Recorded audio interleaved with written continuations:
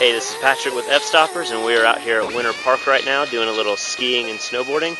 We got Dan, creator of the intro and outro logos of our videos. We got Lee Morris over there, and just kind of warming up. Tomorrow we're going to go out into the back country and feature an amazing snowboard photographer, so check it out.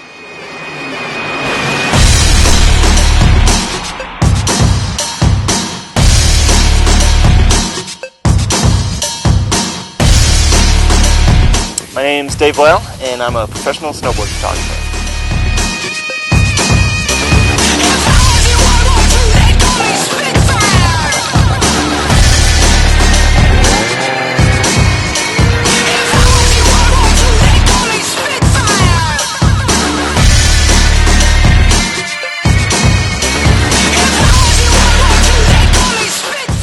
I've had the opportunity to shoot all over the United States and Canada, Japan, China, and Europe. I've had photos in all the major American snowboard mags, as well as most of the European and Japanese snowboard mags.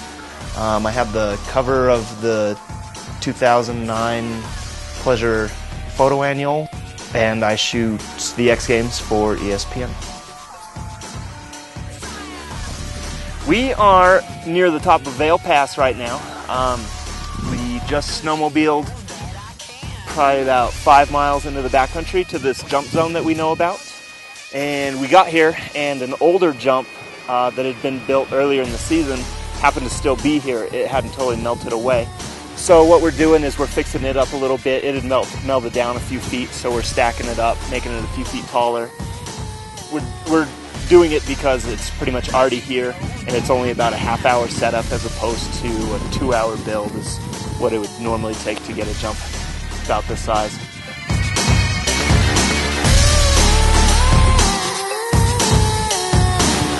These guys are just finishing up working on the jump, and as soon as they're done, they're going to start slipping the in-run here, which is their runway. And while they're doing that, I'll probably start scouting around, trying to find an angle that I like. I usually shoot multiple angles at any given jump, so I'll start scouting around looking for angles that I like while they're slipping their in-runs.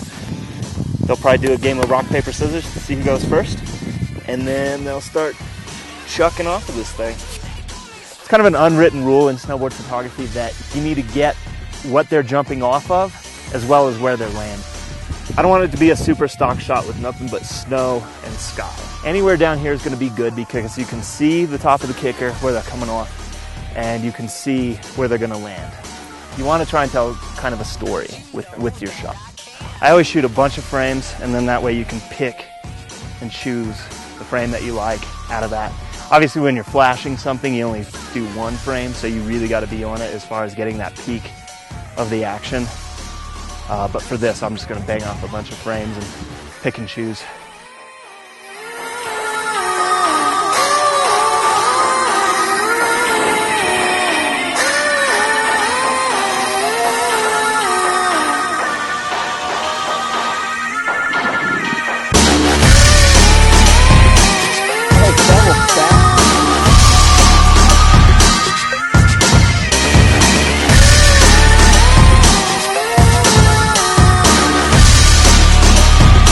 Oh!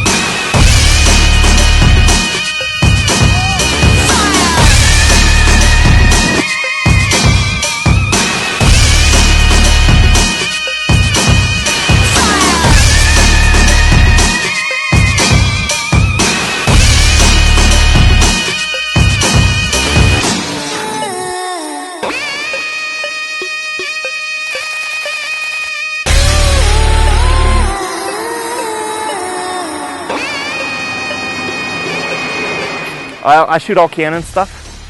And for this, I usually shoot at 5.6 at probably 1250 from here.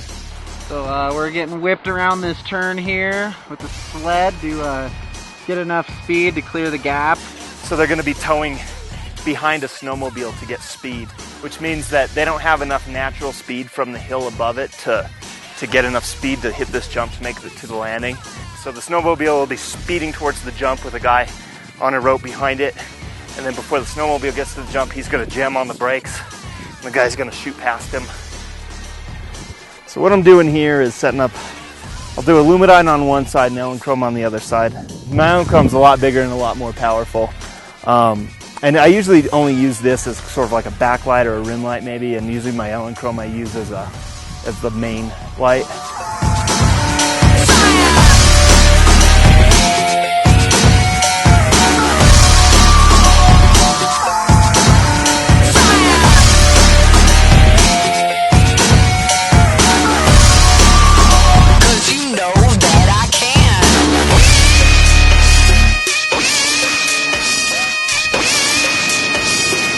I try to think about where the photographer's at and what kind of tricks would look good from his angle.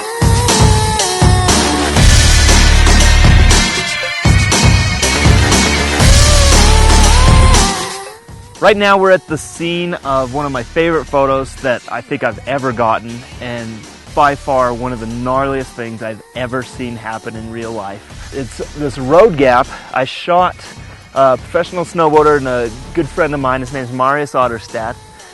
And so we hiked all the way up there, and so we're looking at it, and I'm thinking, oh my god, like, that is so big. If he comes up short, like, it's gonna break his legs, like, we're gonna have to get helicoptered out of here. He sent 1.7 off of it that was really sketchy, and then a second try, he spun a 720, I clicked it. As soon as he landed, I heard, woo! And then my buddy John, who was filming across the valley over there, I heard him go, yeah! And I was like, holy crap, I think he just landed it. And I looked at my screen, I nailed the shot. We got a little shark fin going on right here. Not as wide as the usual jump. Over this death spike onto that handmade landing. This idea was Dave's. Usually when it's the photographer's idea, it means it's the most dangerous idea. So kind of go hand in hand with they think it's gnarly, then it probably is really gnarly. You need to come back a little bit. Basically, I'm trying to get the light as far in front of the rider as I can, so it looks like he's like riding into the light, but obviously I don't want him to hit it. So I've got Brent holding it, so he holds it out there. When the flash goes off, then he pulls it out of the way so it doesn't get hit.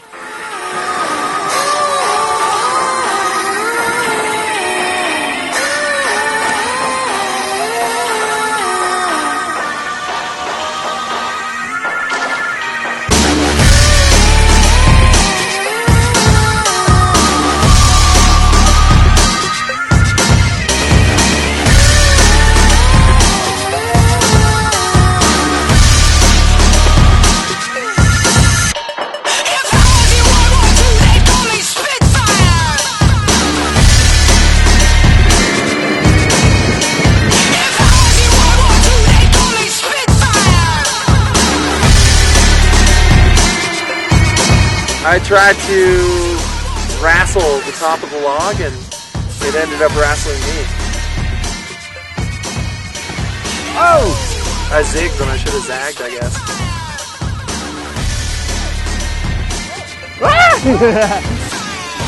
I'd have to say that's a fairly average day of snowboard shooting there, and it's a lot of work that goes into it, and but it's a lot of fun too.